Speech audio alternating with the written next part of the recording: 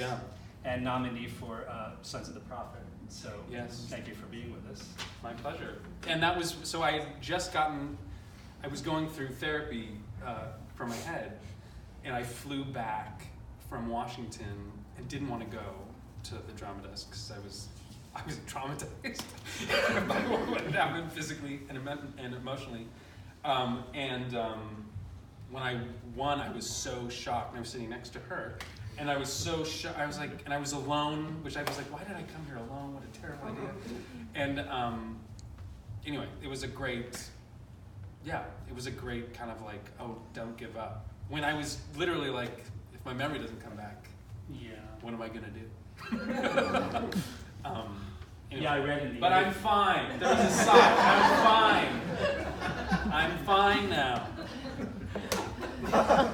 Anyway, funnily enough, the Sons of the Prophet drama desk, I feel lucky to say that both I and Philip Seymour Hoffman lost to James Corden.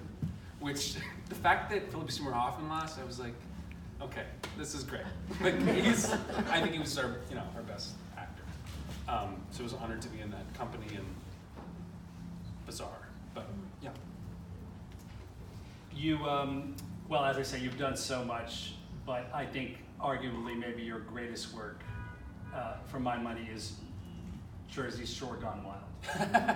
So they may not know that. Yes, you were in a quite fabulous production of Importance of Being Earnest with David Furr and Brian Bedford and Dana Ivey, et cetera, et cetera. Mm-hmm. And then can I assume it was your idea? It was my idea. Okay, perhaps you can. Sure. So I had we were doing it, the play, which I was excited to be in. Brian Bedford, I think, was a genius and so skilled at what he did. And he would talk about how, there was a day I was like lying on the couch of the set in rehearsal, and I was very kind of trying to be very proper about it. And he was like, they slouched. He was like, when no one was around, they would slouch as well, So it's not like everyone's always proper. People would leave the room, you do that. And he got us kind of thinking of, they had nothing to do. They have all this money. These people, these characters, these creatures. He also said some great stuff. He's like, these people never get sick.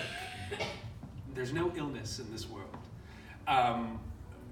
And also talking about how they have all this money and nothing to do, so the only thing they can do is, tear each other apart with words and go after each other and want just the basics of humanity that aren't struggling for survival. So it's all about women or sex and food and making fun of each other. And I was like, oh, it's like Jersey Shore. And, which I watched that show, and I have to admit it. And I was like, it's just like them. And then I started watching the series. I was watching the show through the lens of, that's all they would do. They'd go to the club every night. They would try to hook up with the people, and they'd talk about food. It's like, it's the same thing. And so David and I grabbed David Furr, who played Jack, and I said, we should do their text, but as our characters, and film it, and then, give it to somebody to do, Playbill. I think Playbill.com had it. Yeah. And we released 5 or 6 videos of little snippets of us doing it, and we would edit it in our dressing room in between scenes. And it became a viral, it was very exciting. It was because we got 1 million hits within the first... Oh, really? Yeah, really, really fast. And it was before I even knew it. They were like, it's official. We have achieved viral status. I was like, oh, great. And then I have friends who are English teachers who use it in their classes now, in colleges and stuff. So it's and people came to the show based off of those videos, which was, and I think probably disappointing for them. But we got them there.